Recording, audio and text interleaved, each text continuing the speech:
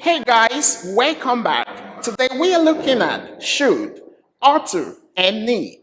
What is the difference? It is often difficult for learners of English to know when to use should, ought to, and need in English. Here is a short explanation with examples to help you with the rules and usage when using one of these. So please watch the whole lesson, and if you are new to my channel, consider subscribing and hit that bell icon so you'll get a direct notification from me each time I upload a new lesson. You don't want to miss that. Should and ought to are both modal verbs, and in most cases, should and ought to are used interchangeably. Both should and ought to are used to express obligation, advice, or duty. So if you are wondering which one to use, should or ought to, here is the good news. The good news is both should and ought to are similar in meaning. Should is more common than ought to, but ought to is more formal than should. So you can see that both should and ought to are used to express the same ideas. And let's see some examples. There ought to be more street lights here will mean the same thing as there should be more street lights here. You should stop smoking will mean the same thing as you ought to stop smoking. So from these examples, you can see that both should and ought to are used interchangeably to express the same ideas. However, there is a slight difference in meaning between should and ought to. Please keep watching. Let's take the word should. We use should when we want to express our subjective opinion. In other words, what I think is best for you to do. You should call your mother more often. From this example, we can see that we use should when we want to express our subjective opinion. In quote, you should call your mother more often. Should is also used in hypothetical situations.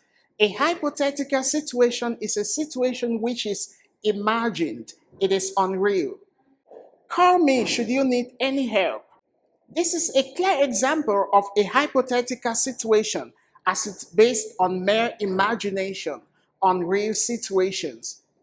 We also use should with the following verbs: imagine, think, and say. Should, imagine, should, think, should, say, to give a tentative opinion.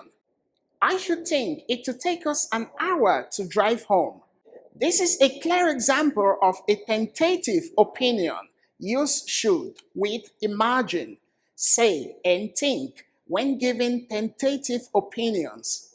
And now let's take the word ought to. We use ought to when we want to express an objective truth. In other words, what is necessary and cannot be avoided. The key words to note when using ought to is that something is very necessary. That is why we usually use ought to when we are talking about laws, regulations, and duties. Let's see the examples below. You ought to write to your grandmother. Writing to your grandmother is very necessary and cannot be avoided. You ought to write to your grandmother. Ought to here is used to express an objective truth. I ought to phone my parents. This lesson ought to be easy now. So from these examples, you can see that we use ought to when we want to express an objective truth about something which is very important, very necessary, and cannot be avoided. This lesson ought to be easy now. And now let's see the negatives with ought to. The negative is formed by adding not after ought not to. It can be contracted or shortened to oughtn't to talk about things which are not important, not necessary. They can be avoided. We ought not to have ordered so much food. Or you can use the short form, the contracted form. We oughtn't to have ordered so much food. So from these examples, you can see that we use the negative, ought not to, or the contracted form, oughtn't, to talk about things which are not necessary, not important, that can be avoided. The negative of ought to is not common. We usually use shouldn't or should not instead. You shouldn't speak to your father like that. So shouldn't is used in the place of ought not to or oughtn't to mean the same thing because we said the negative of ought to is not common. So you should use shouldn't or should not instead of ought not to or oughtn't. And here is a word, need. We use need in English when we want to express necessity. You need to exercise more often. You don't need to wear a tie if you don't want to. From these examples, you can clearly see that we use need when we want to express necessities. Let's see some negatives with need. Needn't have or didn't need to. We use needn't have to talk about an action that was done but was unnecessary. In other words, it wasn't important. We needn't have rushed to the airport. I needn't have brought an umbrella. It didn't rain. So, from these examples, we can clearly see that we use needn't have to talk about an action that was performed in the past but was unnecessary. Didn't need to is used to talk about an action that wasn't done because it was not necessary.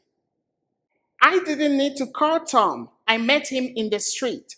So from this example, we can see that we use didn't need to talk about an action that wasn't done because it was not necessary. Hey guys, I hope you found some value and you learned something. If you did, I'm happy. Please show me some love by hitting that subscribe button and bell icon so you don't miss out on my future interactive English lessons to help boost your fluency, confidence, and speaking skills. Let's keep in touch and don't forget to share with a friend. See you.